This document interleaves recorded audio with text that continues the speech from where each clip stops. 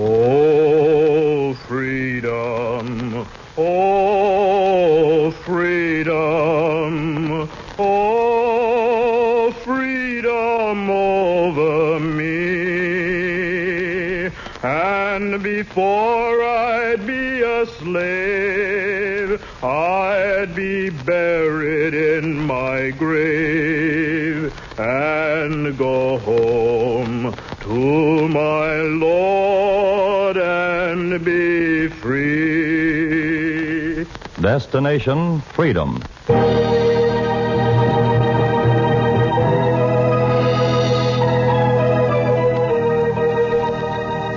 The Chicago Defender and station WMAQ bring you Destination Freedom, a new radio series dramatizing the great democratic traditions of the Negro people, interwoven in the pageant of history and a part of America's own Destination Freedom.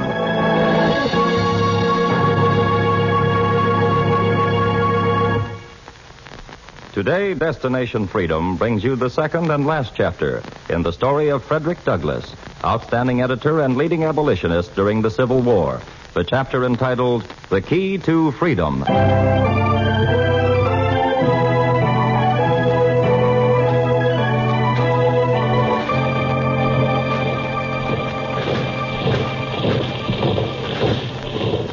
There were soldiers in the streets and cannon in the valleys. The Civil War was on. Some said it started when Mad Ed Ruffin fired the first gun on Fort Sumter. You said it started when the first slave was brought to Jamestown. Some said it would end when the rebels were beaten. You said there would be no end until the slaves were free. You told that to the tall, tired man in the White House. You made a proposal. President Lincoln listened, looking out towards the river. Mr. Douglas, you proposed first that I arm the slaves. And then that I make this war a war of liberation. Emancipate the slaves. Is that it? Essentially. Then I'm afraid you won't like my answer. You don't like my proposal? My likes won't dictate my answer. You've been a leader for 20 years in the fight to free the slaves. I know of your own life in slavery. I know how you hate it. I'm with you on that. Then can't you see the war as a war of ending the slaves? I see the war in only one way, Douglas, as a way to preserve the Union, not to save or destroy slavery. If I can save the Union without freeing the slaves, I'll do it. You'd settle the war and leave the slaves untouched? If it wins the war, I will. Your other requests, too, I've got to turn down. The Union is against arming the slaves. Our enemies say we're waging a war of abolition. We're only waging a war to bring the Union together again. But, Mr. President... I know how you feel about this. My feelings I hold to myself.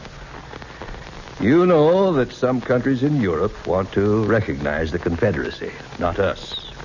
If they did that, we'd be lost.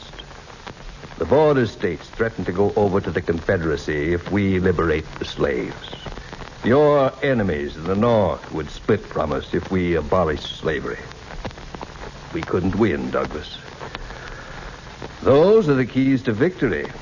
One bad turn and we lose a union it took 100 years to build. You had other proposals? They're useless without freedom. I'll be going. This puts us on different sides of the street. It does. Except one last question. If you could save the Union only by freeing the slaves, would you do that? I would. What are you thinking? I'm thinking maybe we're not too far apart. Slavery's a cancer.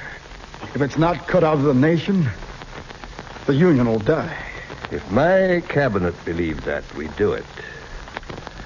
That's not the key as we see it. It's the one I see. Suppose I visit your cabinet members. Maybe I could prove it to them. You left the tall, tired man, and you talked to the officers in his cabinet. You had a key that could turn the Union into a fortress slaveholders couldn't touch. You talked to the chiefs of staff. You talked to the Secretary of War. He'd already heard of you. You want to know what I think of your proposals, Douglas? I think I've got an idea already. I'll give it to you in black and white. Clerk, Yes, sir? hand me a copy of the new instructions to our ministers. Right here, Mr. Seward. This, Douglas, answers your questions about how the war will end. We're sending it to every government in Europe. It's written so it'll convince even you that we mean to stand by it. Shall I read it? If you will. This is our policy. To whom it may concern, no matter how the war ends, the status of no class of the people of the United States will be changed by the rebellion. The slaves will be slaves still. The masters will be masters still. Shall I finish it? Go on. If any attempt is made by the slaves or their allies to gain their freedom, the Union Army will suppress it with an iron hand. That's our policy hereafter, Douglas.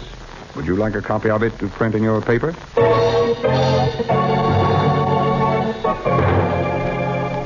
You crushed the copy in your hands, and you walked towards home. You walked through crowds, but you were alone. You passed men milling on the streets, bewildered over the war. You heard some mutter as you passed. Sure, I'll fight for the Union, but I ain't enlisting to fight to free no slaves. What's the difference? Ain't fighting? Freeing slaves ain't fighting. It's foolish. I don't see it that way. Well, this here Lincoln's gone too far. The war's a mistake. Come to terms with the Confederate States, I say. That's sense. Let the South have the slaves. Let us alone. We ain't fighting to free the slaves. Then why are we sending the boys off to fight? Because of guys like him, that's why. Who are you talking about? Him walking around free and easy. He's the cause of it. Look at him. Yeah, let's show him. Come on, guys. Get him. Come on, don't Catch him. Catch him there. There he is. Come on. You ran through the streets that had been free to you for 20 years. You ran from men who thought they could be free only when you were in chains. You ran and your heart was sick. You ran home to your print shop, to Anna and your sons. They had been waiting to print your story. Louis, George, get some water. Dad, what happened to you? Your coat's bloody, Dad. What's the matter? Who did it? Now, boys, stand away and let your father alone. He'll talk whenever he's ready. Sit here, Fred. I'll be all right. Are the papers ready? One edition, Dad. We waited for you to set up the headline story. Did you see the president? You see Lincoln? Boys, let him alone. He needs rest. Can't your eyes tell you what happened? You needn't ask. There are mobs roaming the streets, hating what the war's about. They've been after your father. You'll stay in and rest now, Fred. Never mind, Anna. I'm all right. I'll write my story. Louis. Yes, Dad? Set the type. Let the new edition go out this evening. And the story? It'll be about the war. Headline it, "To Save the Union, Free the Slaves." Is that what the president said? That's what I say. That's what the people will learn. Was Lincoln the way you thought he'd be, Dad? Was he for freeing the slaves? Not now. Well, then what good is he to us? Is that the president you preach for people to vote for? Is that the man you lost your friends to fight for? Louis, before you judge, listen. It's true he doesn't see the war right yet. Then he's no different from the others. He is different. He has a way of reasoning and sort of looking squarely at things. And he's free from prejudice. When a man's free from prejudice, it's not hard to show him his mistake. We've got the key to change him. We'll use it.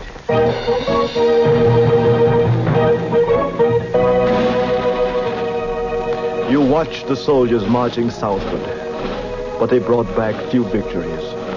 You knew men fought best when they believed in what they fought for. Some cried the war was about states' rights, but you knew a stronger cry underground, the cry of freedom for millions of people. You watched the soldiers march south, and in the morning, you decided to go with them. I'm going down to the army camps, Anna. I can't say how long I'll be gone. I heard you. I don't want to leave you and the boys, but someone's got to go into the camps and report to the people why we're losing the war. Some of the generals know me. I can talk to them. If you couldn't influence the president, how can you influence the generals? If the state's policy toward the slaves is a right one, I won't be able to. If it isn't, we can report it. Louis, George. Yes, Father? Yes? You go on printing the papers as before. Print the stories I send back and keep the paper going. They tried to stop us from delivering. Deliver them anyway. Spread them as far as you can. I'll write what they're saying in the camps in Florida, Carolina, and Virginia.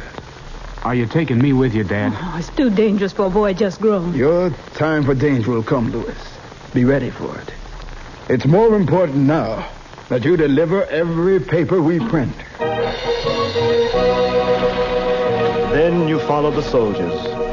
You saw how the war was being fought and lost. You talked to officers and men in camps facing Confederate armies. You wrote down what the general said in his tent while rebel cannon cut through the night. We lost the battle of Bull Run and we're losing this one. Why? Answer's simple. We need men. Confederates outnumbered? No, not that so much.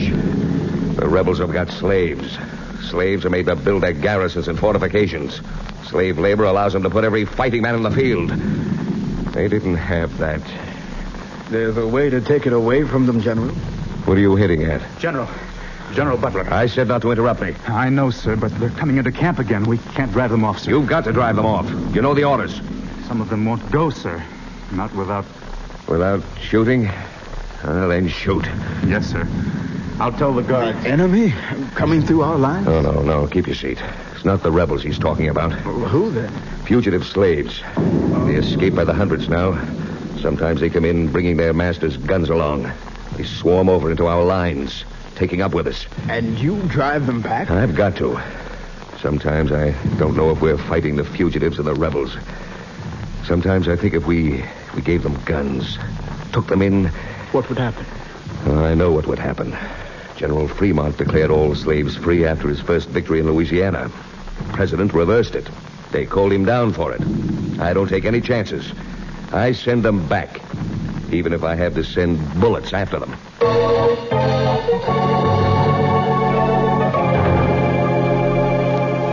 You told that to the people through your paper. You went deeper into the lines of the army and told them of the colonel who went to war with one army and came back with another. Your army has changed colors, Colonel. How did this happen?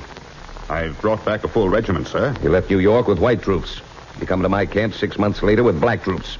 When we attacked at Baton Rouge, our men were shot up. Shot up men don't change colors and march back. I sent for reinforcements, sir. None came. The Rebs were attacking us on all sides. None of us expected to get out alive.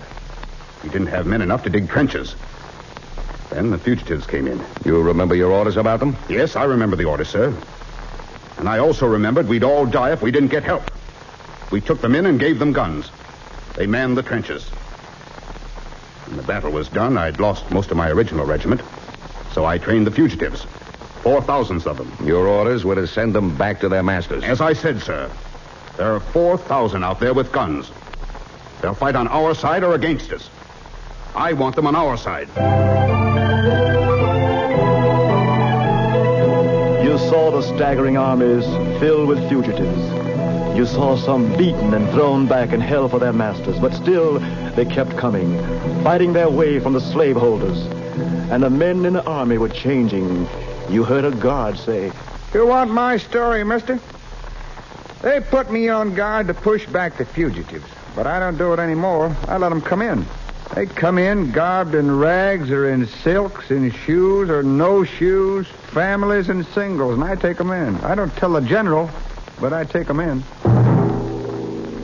You talked to fugitives with their borrowed guns, walking along the roads, living outside the camps.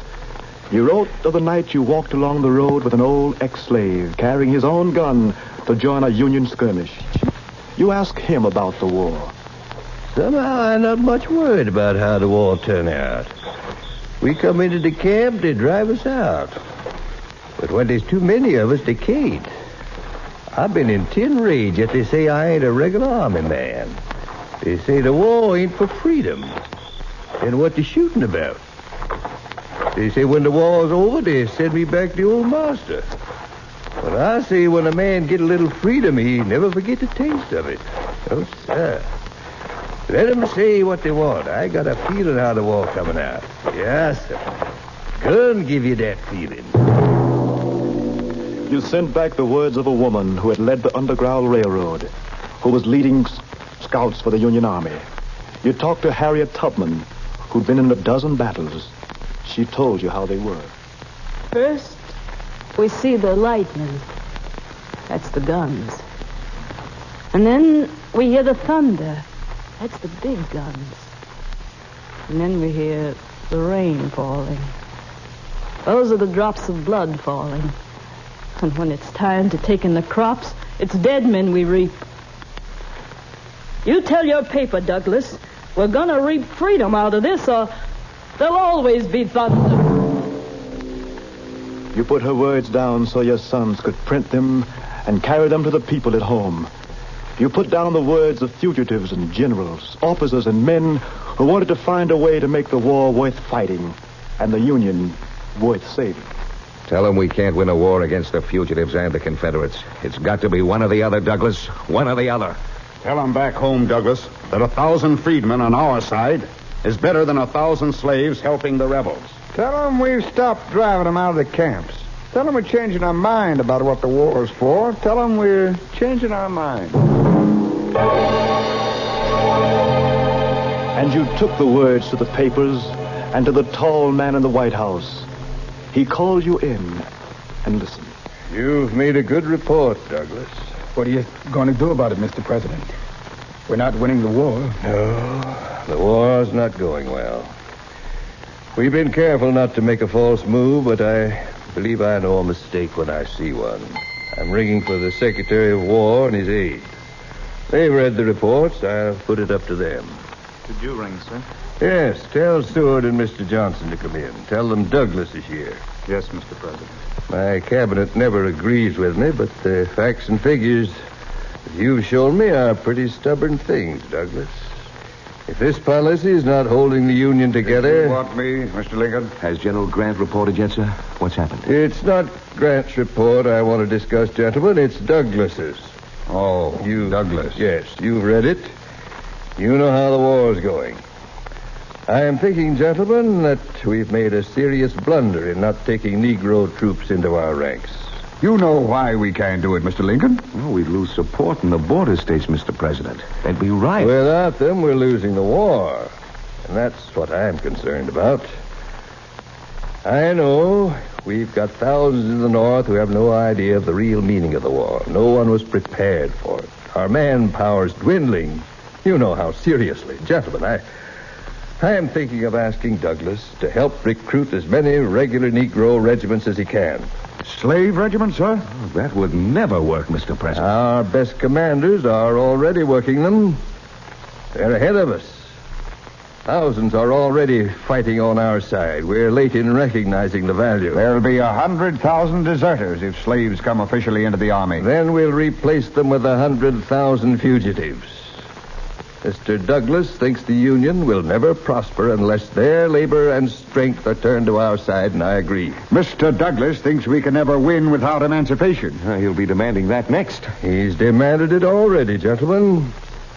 The cause of the Union comes first. We started the war with no intention of touching slavery. Yet slavery is the root and kernel of the war. It's not free men alone who'll determine whether we'll have a union. It's 4 million slave workers now on the side of the Confederates trying to get to our side. Our side's holding its own, Mr. President. A few setbacks are not... It's not the setbacks that have decided me. It's plain arithmetic. With the labor supply the Confederates have got, we wouldn't win even if we sacrificed every white man in the North. Our chance is that with the fugitive slaves and the slaves behind the enemy lines. Hereafter, we'll welcome them into our ranks. I'm asking Douglas to start recruiting their regiments. I believe regiments of trained freedmen will have an unusual effect on the nerves of the slaveholders. It'll be our strongest blow. You went out to build up the strongest blow. You went to the platforms and halls and spoke to the fugitives and freedmen. You talked to those who had been driven out of the camps. You asked them to come back. You spoke in the streets and they listened. Freedmen, slaves, fugitives. The hour is coming when the United States, will be a land ruled not by one race, but by one people. When the first shot was fired on Fort Sumter, I said it would liberate every man in America as well as save the Union. Till now, they fought the effect of the war without touching the cause. Hereafter, we strike at its roots. Join the fight. Forget the past. It's now or never. Better to die free than live slave. You urged 50,000 to join the regiments, and you went home to write your paper, and you found you'd recruited 2 men you hadn't counted on. Anna was home running the paper alone. Anna, where are the boys? Wasn't it enough to send others to fight? Did you have to send our sons? Louis, George, they've gone? I didn't wait for you to come back to join the new regiment. I see.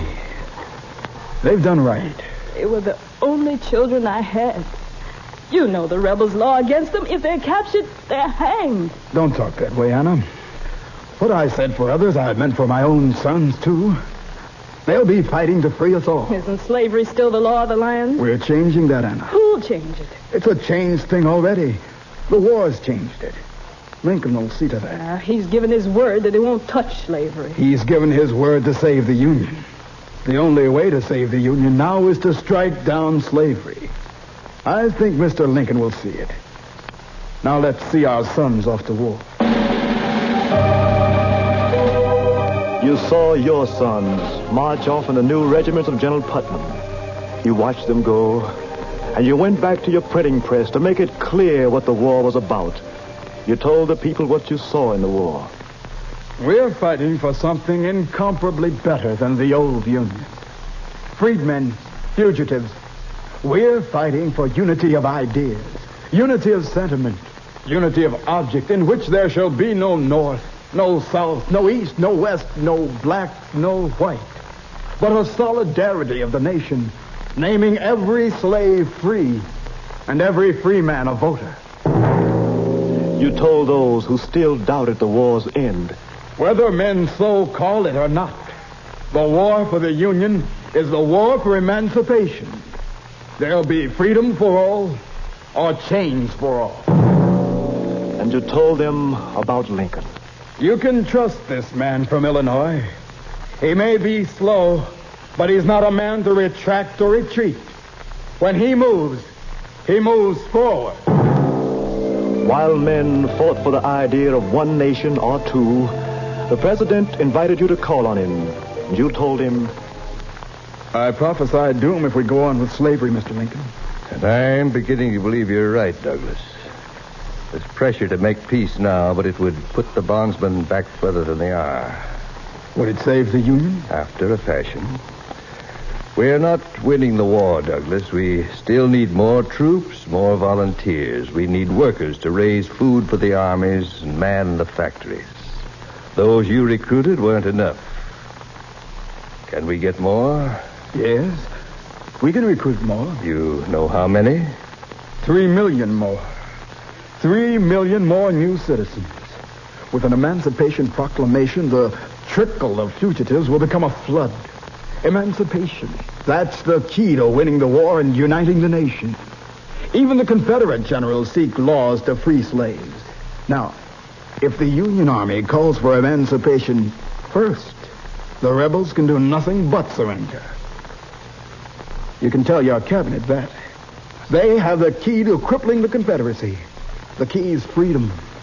Proclaim it. I may. When the reports come in from the field this week, when I've had time to think this through further, it may be done. Mr. President. Yes? A message come in from General Putnam's regiment, sir. Yes? What is it? It's been nearly wiped out at Fort Wagner, sir. Fort Wagner's soldiers wiped out? Yes, that's what the general said. I'd like a pass to visit the grounds. My sons were in that regiment. Yeah, I'll give you the pass, Douglas. When you come back, maybe we can finish our talk about the key to the Union. You left, and you forgot the fight to free 3 million people. You stumbled through the battlegrounds looking for signs of two sons. In the morning, you found one. Wounded, feverish. It was Louis. He couldn't see. Louis, do you know me, son?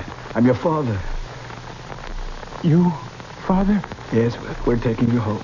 The doctor says you can go home now. But what did Lincoln say? You never told me. Lincoln hasn't said yet, son. But I believe when you're well again, you'll be in a free land.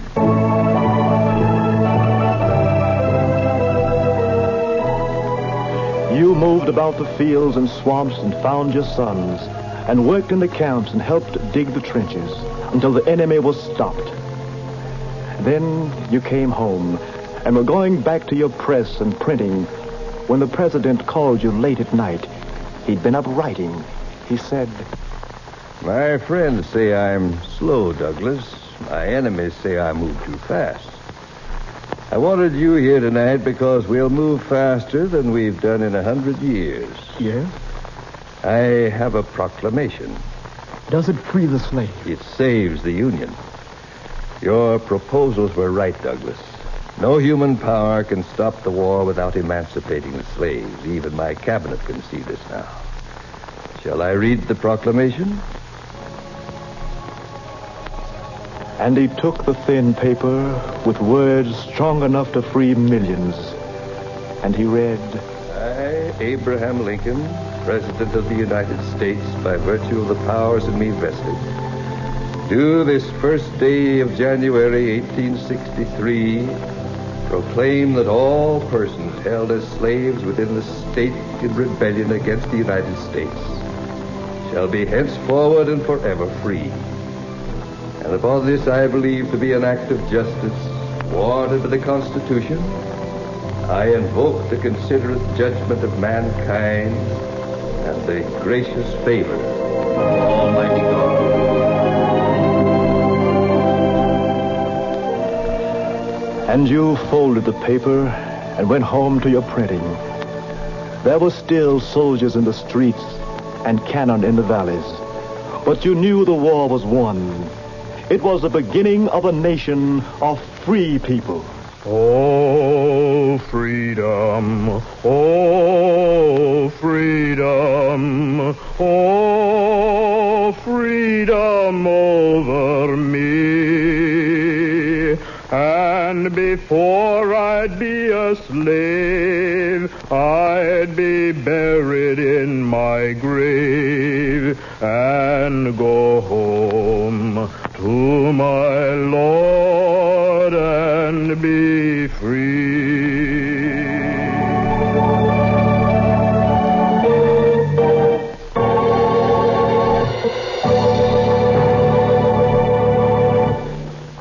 Just heard Destination Freedom's dramatization of the story of Frederick Douglass, brought to you by the Chicago Defender and WMAQ's Department of Education and Public Affairs.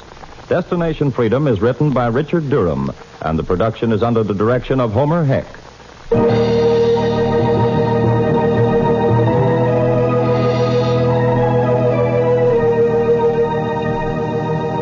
The cast included Wesleyan Tilden, Ernie Andrews, Boris Applin, Oscar Brown Jr., Maurice Copeland, Don Gallagher, Art McCoo, Cliff Norton, Fred Pinkert, and Jess Pugh. The singer was Greg Pascal. Richard Shores composed the special music, which was played by Elwin Owen and Bobby Christian. This is Charles Chan inviting you to be with us again next week for another in our series on the Negro in Democracy, Destination Freedom.